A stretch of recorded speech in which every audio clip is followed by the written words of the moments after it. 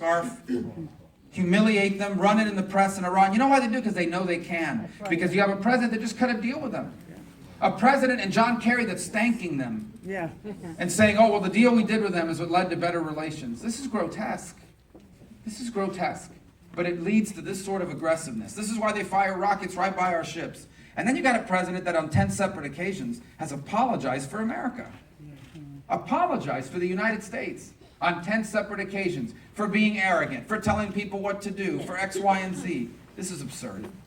This is why people feel the way they do right now. And that's why this election is so important. That's why I'm so passionate about this election. And that's why it's so critical, number one, that Hillary Clinton not win. I know. Hillary Clinton wins. The next 4 years are not just going to be as bad as the last 7, they're going to be worse. They're going to be worse. Because the longer we keep doing this, the more damage it will do. 2016 is a turning point for this country.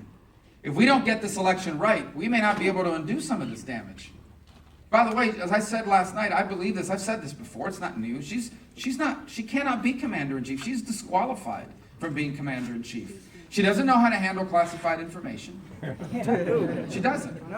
She wants the convenience of having it on her BlackBerry, so she tells people, oh, erase that it says classified. It's still classified. And she has to have known that now that's vulnerable to every spy agency in the world. But she did it anyway because she thinks she's above the law. But here's what's worse. Okay? She knew that those 4 Americans in Benghazi died as a result of a coordinated terrorist attack. We know she knew because she told that to foreign leaders, because she told that to her family members. But then she's telling the families of those victims, oh, this was because of a weird video and it fired them up. This was a spontaneous thing. Well, no, it wasn't. Anyone who lies to the families of those victims is disqualified from being commander-in-chief of the United States.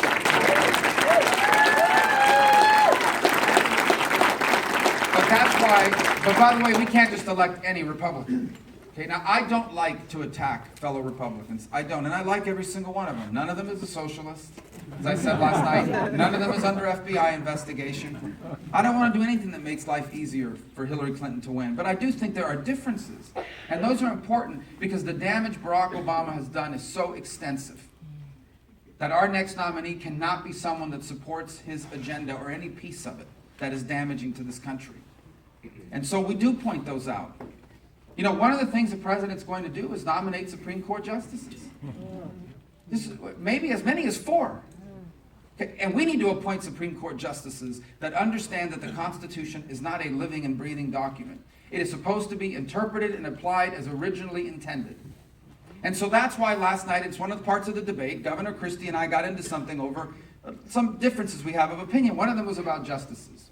And I said he supported Sonia Sotomayor, who was one of the most liberal justices on the Supreme Court, if not the most liberal. So you take Scalia, she's the opposite of Scalia. You take Clarence Thomas, she's the total opposite. Because he supported her nomination, he denies it. So basically what he's saying is that I'm not telling the truth. Let me tell you, I have what he said, and I'll read it, and you tell me what you think and whether he supported her or not. Quote, this is a quote, Politicker, New Jersey, on the July 17th, 2009, is a quote. I support her appointment to the Supreme Court and urge the Senate to keep politics out of the process and confirm her nomination. This is a historic moment, and her inspiring success story should not only make the Latino community proud, but all Americans. End quote. Sounds like support. Keep politics out of the process? These people are all politics. These liberal justices that get appointed, they already made up their mind what they want the outcome to be. They're just trying to figure out how to manipulate the Constitution to be able to support that. Let me be very clear and very blunt.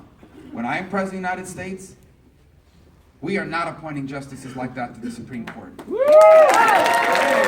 To all the courts, the Supreme Court and the lower courts and the federal level are going to be people that understand that the Constitution, as originally intended, that is how you are supposed to apply it. And that means defending and supporting all of the amendments, the First Amendment and the Second Amendment, all of our liberties that are protected by the Constitution. My justices will protect them, not undermine them, not manipulate them, and not ignore them.